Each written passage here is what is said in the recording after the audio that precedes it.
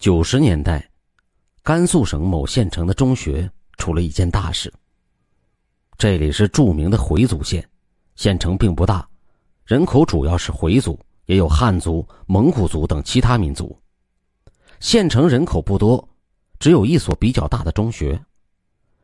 这所中学的面积倒是不小，校区包括初中和高中两部分。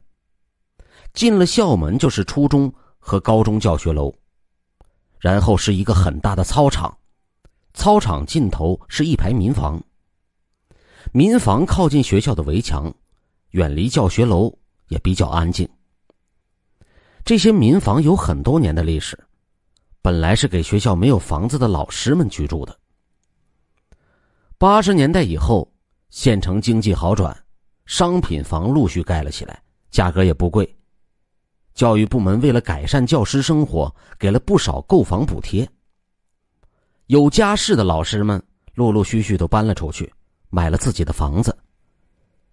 民房一度完全闲置，拆毁了不少，只是住着少数几个单身的男女老师，他们都是外地人或者是本地农村的，住在学校里面比较方便。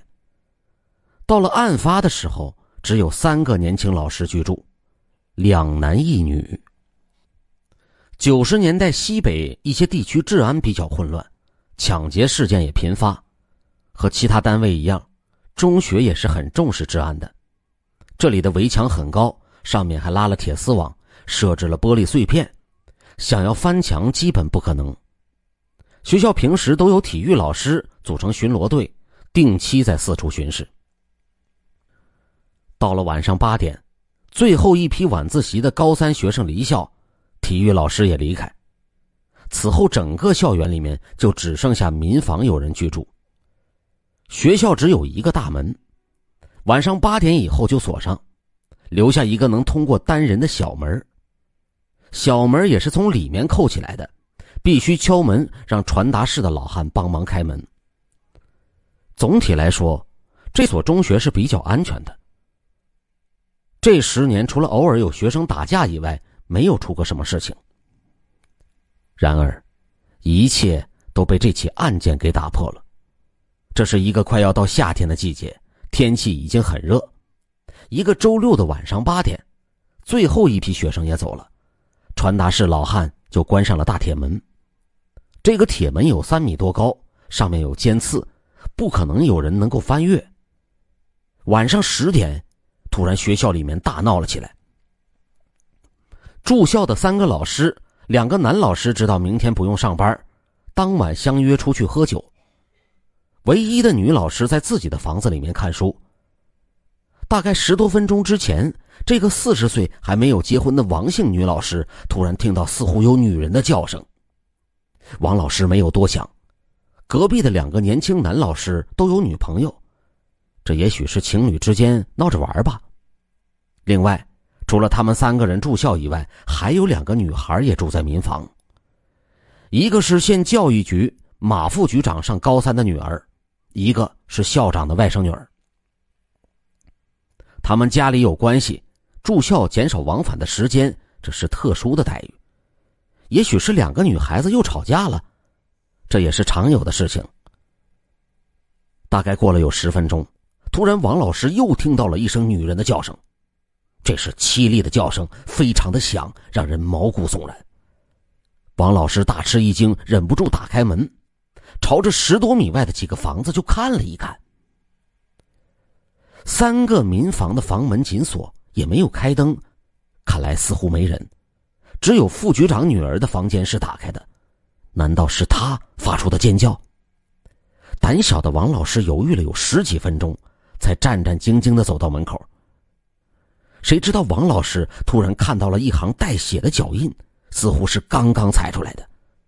不好，这是出事了。王老师鼓起了勇气，伸头朝屋里就看了一眼，眼前的场面让他差点就大小便失禁。马副局长的女儿马寒雪赫然倒在了血泊之中，地上的血迹非常多，在房内形成了一个很大的血洼。王老师是生物老师，当然明白一个人出了这么多血根本不可能还活着。王老师一时间惊慌失措，全身发抖，不知所措。好几分钟以后，他才稍稍稳定情绪，一溜烟地跑到门口，用力地敲响了传达室老汉的门。传达室里有电话，王老师用走调的声音让老汉赶紧立即报警。不到30分钟的时间，县城的民警赶到了现场。现场惨不忍睹，副局长姓马，回族人，当了几十年的老师，在县城很有威望。倒在血泊之中的女学生是他的大女儿马寒雪。说起来，马寒雪在全校很有名气，被称为校花。严格说来，马寒雪长得很一般，皮肤偏黑，五官有些粗糙，顶多算略有姿色。自然她能歌善舞，是学校的舞蹈尖子。县城只有一所还算不错的中学，高考成绩也算不错，另一所中学很差，多年都没有人考上大学。县城稍微有一些办法的人都让这孩子去这所中学就读。马寒雪在这里从初一上到高3，每年还都要上台表演独舞，大半个县城的男学生都认识马寒雪。有趣的是，这些男学生都把她当成了梦中情人。明明不怎么漂亮，怎么会有这个名气呢？说起来啼笑皆非，身高1.68米的马寒雪不算胖，属于中等身材，却相当丰满。她天生是丰乳肥臀，尤其她有一对遗传的好乳，按照今天的标准，恐怕那得有D罩杯。另外，马寒雪有一种骨子里媚态，说话举止娇柔，加上这种致命的身材，对于少男颇有杀伤力。好在都知道马寒雪是副局长的女儿，谁敢打她的主意？众多男同学也是意淫而已。和王老师判断的一样，马寒雪早已经死去，体内的血几乎流光。他仰天躺在民房的地上，脖子上有2处刀伤，第一处是刺伤，深入脖子，刺得非常重；第2处是割伤，伤口很大，就像小孩的嘴巴一样，非常的吓人。天气炎热，民房又没有空调，马寒雪只穿着背心和内裤，也没有戴胸罩。尸体的衣衫不整，背心被掀开到双乳以上，下身的内裤也被扯掉。奇怪的是，马寒雪的粗略验尸发现，她已经不是处女了，当晚却没有被人强奸的痕迹。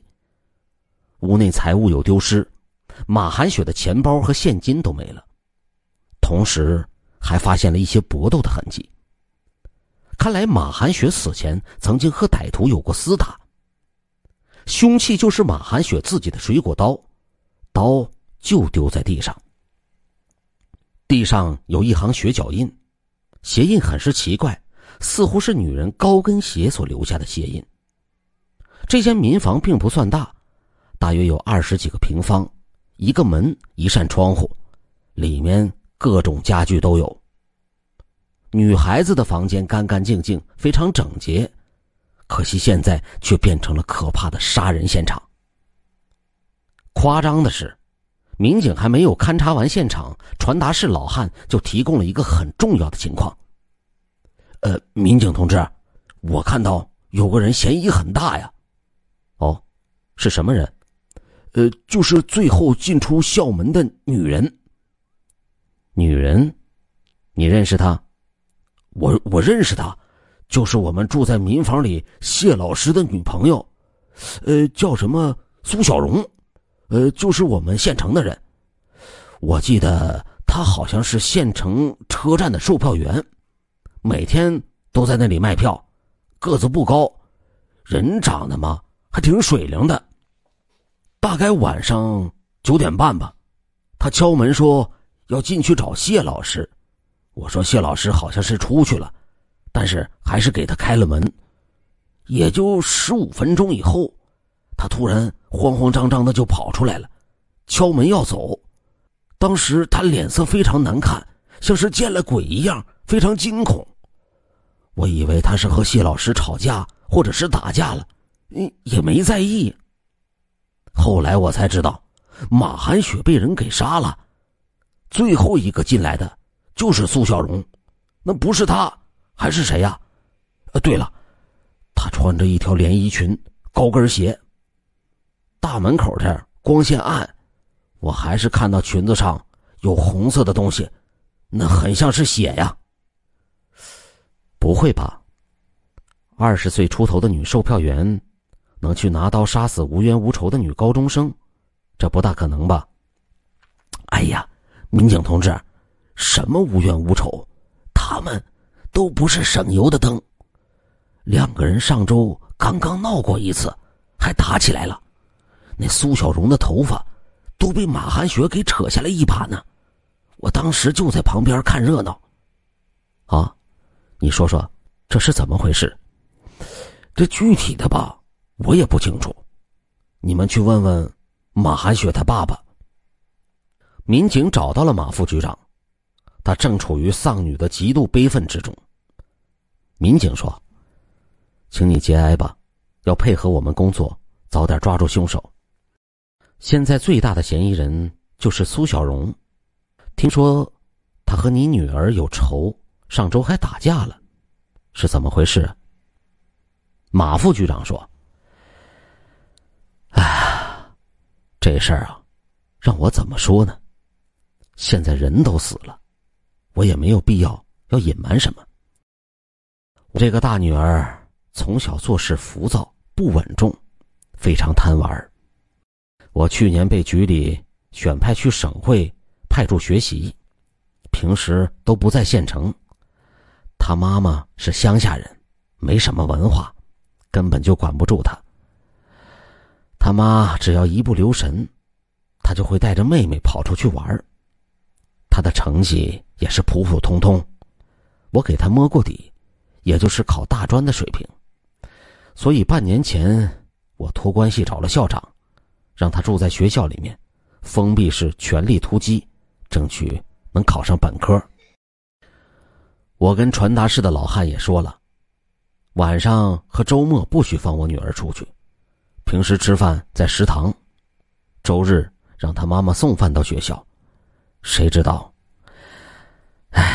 竟然出了这种事，我现在懊悔死了，是我害了我女儿啊。你女儿为什么住学校我们已经知道了，现在我是问你，她和苏小荣有什么关系，或者说他们有什么矛盾？这一言难尽啊。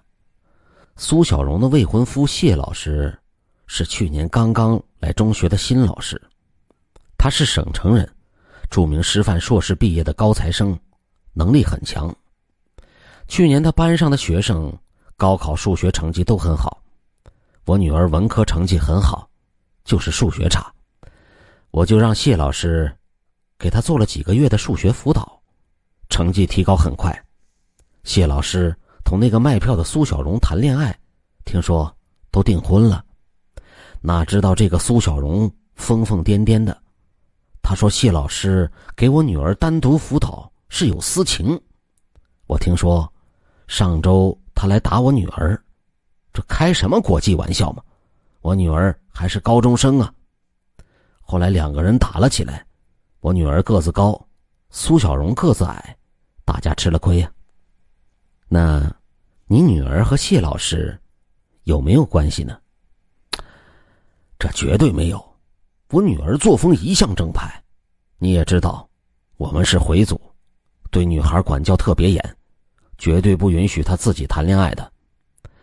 我说可能是那苏小荣有什么精神病，莫名其妙去害了我的女儿。女人呐，发起疯来什么事情都能做得住。马副局长说的就这么多，民警们犹豫了一下，没有告诉他马寒雪不是处女。现在看来，苏小荣和被害人有直接的矛盾冲突啊。马副局长说的就这么多，民警们犹豫了一下，没有告诉他马寒雪不是处女。现在看来，苏小荣和被害人有直接矛盾冲突，而现场的那些足迹就是一双女人的高跟鞋。被害人马寒雪是中学生，没有高跟鞋。王老师一直男性打扮，也没有高跟鞋。另一个住在这里的女孩是校长外甥女，她不但没有高跟鞋，每天晚自习以后就回家去了，根本不在现场，没有作案时间。显然最后进出学校的苏小荣穿着高跟鞋，身上有血迹，当然有重大作案嫌疑。民警们立即行动，惊讶地发现苏小荣当天并没有回家，而是去了乡下外婆家。县城一天只有2班对外的客车，都是白天发车。看来苏小荣的嫌疑越来越大，这不就是试图躲避侦查吗？为了防止他继续外逃，第二天上午民警就赶赴农村，在外婆家将苏小荣抓获。床下发现换下的高跟鞋，可以看到清晰的血迹。经过对比，这双高跟鞋同现场足迹完全吻合。同时苏小荣换下的白色连衣裙上果然有大片的血迹。经过血迹检测，同马寒雪的血型相同，看来证据似乎很是充沛了，应该就是苏小荣报复杀人。苏小荣和马寒雪有多大仇恨？为什么要下这种毒手杀人呢？民警立即审讯了苏小荣。你和马寒雪到底有什么仇恨？苏小荣说，这个小骚货勾引了我的未婚夫谢老师，害得我好惨。你说详细一些。我是去年在汽车站同谢老师认识的，当时他来买票，没有其他旅客，就这样认识了。他是省会人，被派到这里是支教的。他说在这里干满3年，就调回名牌中学当老师，还给住房，给职称。他长得挺帅的，很洋气，见过世面，说话风趣，又是硕士毕业。我嘛，普通县城售票员，除了长得漂亮以外，没什么条件。过了大概1个月，他开始追我，我也就顺水推舟地做了他女朋友。我想去省会发展，总比待在这小城卖票要好啊。没想到谢老师这个人外表斯斯文文的，其实特别好色。我们交往还不到3个月，他带我去喝酒，把我灌得半醉，然后就跟我发生关系。我喝了酒，头脑很乱，加上也想通过这种事情来拴住他，半推半就就同意了。结果没多久，他就开始疏远我，我也不是好惹的，不会让人占完便宜就甩了。我就威胁要去教育局检举他，揭露他玩弄女性。谢老师没办法，被逼和我订了婚。那这件事情和马寒雪有什么关系？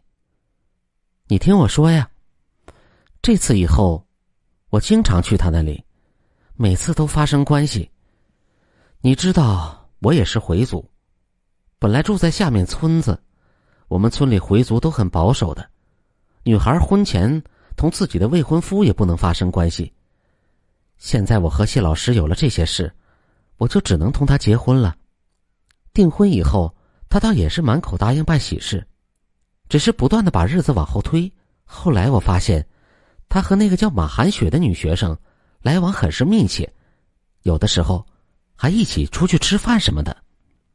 女人都是有直觉的，我就问是怎么回事。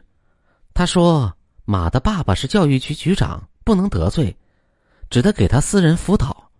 什么私人辅导，都是骗人的，都辅导上床了。哦，你是怎么知道的？我当场抓住的。我和谢老师都是用避孕套的，有一次我无意中发现大盒里少了一个，我从此就有了疑心。过了1周，那盒子里面又少了一个。我猜谢老师有了相好的，他们以为这盒里有几10个，少一个我也不会发现，没想到我会这么细心。于是我隔三差五的来查他，每次只是偷偷看，从不进屋。一天晚上9点多，他估计我这么晚也不会来了，他就跑到那个骚货马寒雪的房间去了，就被我堵在了床上。当时谢老师求我说千万不能声张，师生恋这种事情一旦传出去，他就混不下去了，前途彻底没了。他说是马寒雪自己贴上来的，他受不住诱惑，一时糊涂，他发誓一定会和我结婚，会同马寒雪断掉。我一时心软，就放过了他们。他们是骗你的吗？当然，这对狗男女都商量好了。上周我又发现少了一个套，当时我特别愤怒，我就找马寒雪算账，要揍他一顿。谁知道这个骚货比我还凶，反而说我诬陷他，说我是神经病，还打了我一顿。你看看，我头上这边少了一块头发，就是他给扯掉的。你看我脖子上这几道抓痕，都是他指甲给挠的。谢老师也不帮我，只是把我给拖走了，说是要是再闹就马上分手。我气得要命，就说要去举报他。哪知道这个没良心的露出了一副狰狞的嘴脸，他恐吓我，说什么马的爸爸是教育局局长，你举报有什么用？就算大家都相信这件事情，他一个男人玩几个女人又有什么丢人的？他还说你都被我玩了，这才叫丢人。你不是回族吗？看你以后怎么在县城见人。你要是不闹，我们还能继续交往，不然一拍两散，看谁倒霉。我当时气得不行了，这个骚货长得不比我差，又比我年轻，父亲是副局长，他什么条件都比我好，谢老师当然是选他了。但是我现在已经这样了，谢老师要是将我抛弃了，我该怎么办呢？我爸要是知道我已经不是处女，还不得打死我？我越想越生气，昨天就又去找马寒雪算账了。我不好了，也不让他好过，大不了鱼死网破。民警继续追问，那你到了以后就杀了马寒雪？没有，这绝对没有。我就是想去大闹一次，打马寒雪一顿，我好好出出气。当天晚上我敲开学校大门，先去找谢老师，结果他不在，我就特别的生气，心里面想肯定又和那骚货混在一起了。我就跑到马寒雪门口，一脚把门给踢开，冲了进去。结果我刚走了几步，突然脚下打滑，跌了一跤，我感觉到地上有什么东西黏糊糊的，再一看竟然是一大滩血。那马寒雪半裸着身子倒在了地上，脖子上还裂开了一个大口子，血还不断的往外流，吓得我就尖叫了一声。我爬起来就开始往外跑。其实他的那声尖叫就是后来王老师所听到的尖叫声。民警继续询问苏小荣，你是在骗人呢吧？不是你杀的，你跑什么？为什么不报警？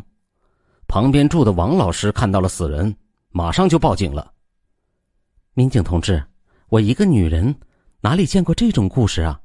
我都吓坏了，就想赶快逃走，没想到要报警啊。可是跑到家门口，我突然想到那马寒雪和我有仇，这事有很多人都知道。传达室那老头又看到我进出，看到我身上有血迹，你们警察会不会认为是我杀的啊？我当时吓得就不敢回家，就跑到外婆家了。吓坏了？哼，我看你挺沉着的，还知道躲起来。马寒雪是个学生，没有接触过社会，除了你以外根本没有仇人。不是你杀的，又是谁？你还想抵赖？真的不是我杀的，真不是我。我进去的时候，他都已经死了。无论民警怎么问，苏小荣就是不承认杀了人。这边民警又调查了谢老师，会不会是他因为奸情同马寒雪有了什么矛盾，或者是被苏小荣逼迫结婚，一怒之下杀了人呢？谢老师承认他和马寒雪有不正当的两性关系，但是他辩解，这个真不是我违背道德，单方面勾引马寒雪，而是他也在勾引我。他天性比较风骚，有好几次他故意装作问题目，用胸部来顶我，不然我哪敢碰他呀？他爸可是教育局的局长，我哪里惹得起？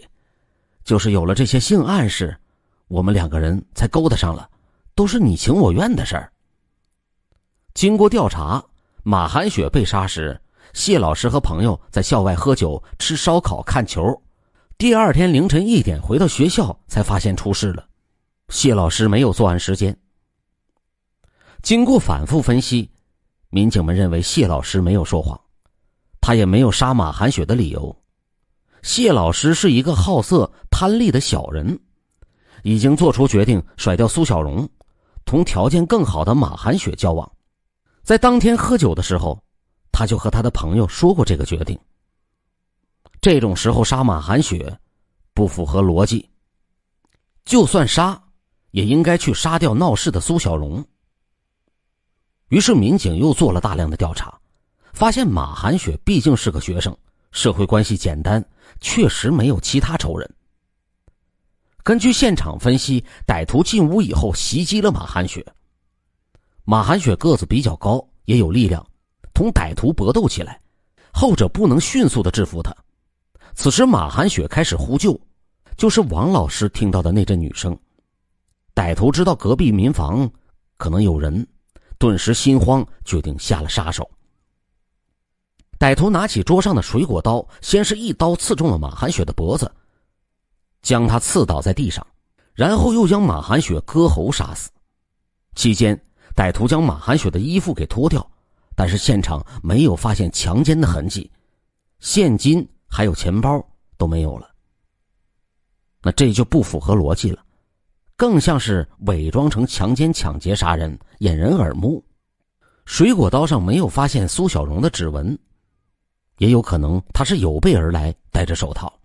90年代小地方杀人案不多，要求是尽量侦破。一是最大的嫌疑人苏小荣就被定为杀人犯，一审判处死刑。然而苏小荣不认罪，不断喊冤，要求上诉。这起案件闹得沸沸扬扬，市里也比较重视，派人进行了第2次侦查。现场所有的证据都指向苏小荣，他有作案动机，出现在现场又试图逃走，不是他又会是谁呢？虽然缺少苏小荣杀人的铁证，但是那个年代办案不一定会太细致，差不多就可以。于是2审再次判处苏小荣死刑，不久就会执行。此时苏小荣的一个决定却让民警们产生了巨大的怀疑。苏小荣得知2审也被判处死刑以后，痛哭流涕。看守所倒是比较人性化的，问他死前还有什么要求，会尽量满足他。苏小荣提出要穿大红的衣服去刑场。当地回族是不迷信鬼的，然而县城也有汉人，看守所的犯人也是一样。有个女犯告诉苏小荣，如果被枪毙是穿红衣服，死后就会变成厉鬼来报复害他的人。但厉鬼害人以后不得超生，世世代代都是鬼。苏小荣于是决定穿着红衣服去死，还放言说办案人员草菅人命，要用这种方式来报复他们。苏小荣的这个决定让民警们开始怀疑了起来。如果真的是苏小荣杀人，一命抵一命，他也不亏，为什么还要做这种事情呢？冒着自己永不超生的危险，这么极端，有必要吗？看起来似乎苏小荣真的有什么冤情。在这种指导思想之下，当地公安机关要求补充侦查，并请求省会的法医专家过来帮忙。马寒雪是回族，根据传统，家人没有允许解剖验尸。此次民警苦口婆心说服了家人，得以全面验尸，看看能不能找到痕迹。结果这一验尸，法医就发现了一个关键的证据。马寒雪遇害当天来了月经，这本不难发现，然而当时法医的责任心不够，当天只是草草的检查是否有精液、体毛等强奸特征，根本没有关注这些似乎不相干的事情。这样一来就有一种可能，也许苏小荣真的不是凶手。之前民警们认为只是为了抢劫，马寒雪钱包和现金只有1周的饭钱，不可能有人为了这点小钱去抢劫杀人。马寒雪很是性感，倒是可能是强奸杀人，但如果是男性歹徒强奸杀人，不可能将马寒雪制服且脱掉衣服以后主动停止作案。所以这个事情更像是身为女人的苏小荣杀人，然后伪装成男人奸杀抢劫现场，扰乱侦查。现在马寒雪当天是月经期，性质就完全不同了。也许确实有个男性歹徒试图强奸，但发现马寒雪这个情况以后，就特别扫兴，主动停止犯罪以后离开。更为关键的是，在那个浸泡了鲜血的水果刀上又有了新的发现。法医利用特殊的技术手段发现一个陌生的指纹，这个指纹不属于谢老师、马寒雪和苏小荣等所有已知对象。当然，水果刀的陌生指纹并不见得就能说明什么，说不定是马寒雪把刀借给什么同学，终究有一定的怀疑。鉴于这种情况，民警们又开始了扩大调查范围，走访周边群众还有学校的学生。果然，他们得到了一条重要的线索。马寒雪有一个同学，高3女学生，回忆起了当天的一件怪事。她上完晚自习大概是8点，和几个女同学去围墙外面的自行车点拿车回家。在自行车点，她意外地看到了一个人，这个人叫做纳玉坤，是他以前的同学，高1刚上了几个月，就因为成绩太差而退学了。纳玉坤是乡下人，也是回族，这里回族村的人结婚都很早，据说他退学1年以后17岁就办了喜事，这在农村就等于结了婚了。听说他16岁的老婆婚后1个月就怀了孕了，目前孩子已经生了下来，有几个月大了。纳玉坤有了儿子以后，就离开老家去南方打工，据说给人做泥瓦匠，很少回家。那么他为什么会出现在学校的自行车点呢？没有道理啊。上面说了，中学已经是县城的边缘了，骑自行车都要20-30分钟，周边什么都没有，正常人无论怎么逛街都不会来到这里。上面已经说过了，中学已经是县城的边缘，骑自行车都要20-30分钟，周边什么都没有，正常人无论怎么逛都不会来到这里。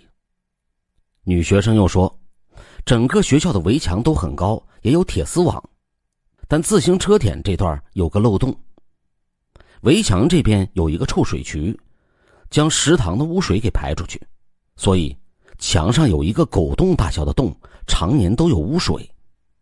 原则上，人可以从这里爬进学校，但是必须在臭水里面爬行。正常人是不可能这么做的，除非疯了。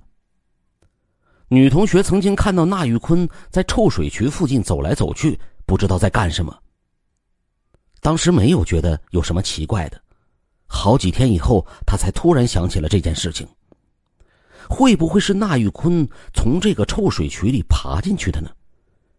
这边民警立即对纳玉坤的背景进行了调查，这一查吓了一跳，纳玉坤竟然是一个逃犯。根据协查通报，2个月前纳玉坤在深圳抢劫了过路的女青年，还对她进行了猥亵。女青年奋力反抗，被纳玉坤挥拳重击面部，打得满脸是血。在施暴时，正好一群联防队员赶了过来，将他给当场抓获。在押去公安局的路上，纳玉坤找了个机会逃走了。不过他的身份证等物品都被联防队员给扣下，锁定了身份。警方认为纳玉坤可能不止这一个案子，对他进行了通缉。那个时候呢，网络不是很发达，没有网上追逃。纳玉坤这点事儿呢，也够不上全国通告，所以西北部的民警要查了才能知道。纳玉坤有抢劫和性犯罪的前科，案件发生当天晚上出现在了学校附近，有很大的作案嫌疑。根据调查，那玉坤当天并没有回家，家人根本不知道他曾经回到县城。那么既然回来了，为什么不回家呢？会不会是回来杀了人了以后就逃走了呢？更重要的是，民警设法提取到那玉坤的指纹，经过比对，竟然同杀死马寒雪凶器上的指纹完全一致。由此，那玉坤有重大作案嫌疑，全国通告追捕。3个月以后，那玉坤在某省城的火车站被捕。这个那玉坤倒是没有抵抗，坦然承认马寒雪是他杀的。辍学以后，那玉坤的妻子很快就怀孕了，他们都在老家务农，家里经济压力很大。17岁的那玉坤只能去南方打工。他本来在广州做泥瓦匠，由于技术太差和手脚不干净，被老板开除了。那玉坤失业以后，好几个月都没有收入。每次他打电话回去，妻子都催着他寄钱。那玉坤被逼急了，急于搞钱，就开始拦路抢劫女青年。他很好色，遇到长相不错的就顺便猥亵乱摸。期间有个女青年激烈反抗，咬伤了他的手指头。恼怒之下，那玉坤捡起石头将他给砸得头破血流，昏死了过去。那玉坤误以为杀人了，连夜逃到了深圳。在深圳作案失手被抓以后，那玉坤借口上厕所翻墙逃走了。就这样流窜了2个月，那玉坤突然很想见见刚出生的孩子，就回到老家县城。到了家门口，他又怕警察在这里蹲点儿，也根本不敢进去。他的身上只剩下了10块钱，没钱住店，连逃走的汽车票他也买不起。烦躁之下，那玉坤去街上买了一瓶廉价白酒，喝到了半醉。喝完酒之后，他乱走了一通，试图找个目标抢劫或者是盗窃来搞点钱。然而县城晚上也没什么人上街，老百姓也早早的都睡觉了，他没有找到目标，不知不觉间就走到了县城边缘，距离母校不远了。他离开学校2年，对这里还是很熟悉的。那玉坤知道学校有一排民房，当时有很多老师都住在里面，有不少值钱的东西可以去盗窃。他几乎身无分文，不搞点钱就要完蛋了。此刻他看到有几个来取自行车的学生，也就没有下手。为啥呢？中学生身上能有几个钱？几块钱饭钱就顶天了，抢了他们也根本没有意义，还是找一户人家盗窃比较靠谱。于是他就从自行车点爬进臭水沟，进入学校，搞了一身的臭水。这期间他被曾经的女同学给看到，但是那玉坤并没有看到这个同学。对于母校，他有一种奇怪的感觉。走到民房的时候，那玉坤却发现了房子少了很多，都被拆掉了，只剩下了几个人居住，看来没法盗窃了。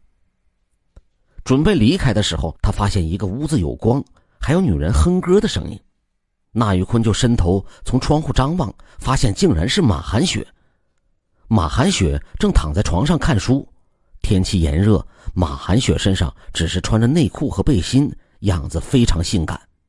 那玉坤和马寒雪是同一届的同学，也曾经长期意淫暗恋马寒雪。此刻那玉坤成为身背重案的凶手，又有很多非礼女性的前科，已经不是以前的纯情学生。看到性感的马寒雪，那玉坤有了强烈的淫念，于是他用力地推开门，冲进去试图强奸马寒雪。马寒雪大吃了一惊，拼死抵抗，而且还大声呼救。那玉坤怕有人听到，略加思索，他决定杀人。他认为自己反正已经杀过人了，再杀一个也是一样的。那玉坤顺手拿过了桌子上的水果刀，一刀就刺中了马寒雪的脖子，刀刃几乎全部都刺了进去。马寒雪受了重伤，倒地昏死过去。那玉坤掀开马寒雪的衣服，试图强奸，然而他发现马寒雪竟然来了月经。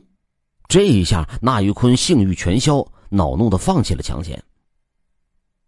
此时马寒雪还在地上抖动，也没有断气，要怎么处理他呢？那玉坤认识校花马寒雪，后者并不认识他，本来没有必要杀他。然而那玉坤做贼心虚，唯恐被马寒雪给认出来，最终决定杀人灭口。他操起水果刀，将昏迷的马寒雪残忍地割喉杀死。随后他丢下水果刀，顺走了钱包和一点现金，逃出民房，从原路逃走。后来苏小荣来现场的事情，那玉坤根本不知道。第二天，那玉坤用抢来的钱吃了一碗面，买了一张票，逃出了县城。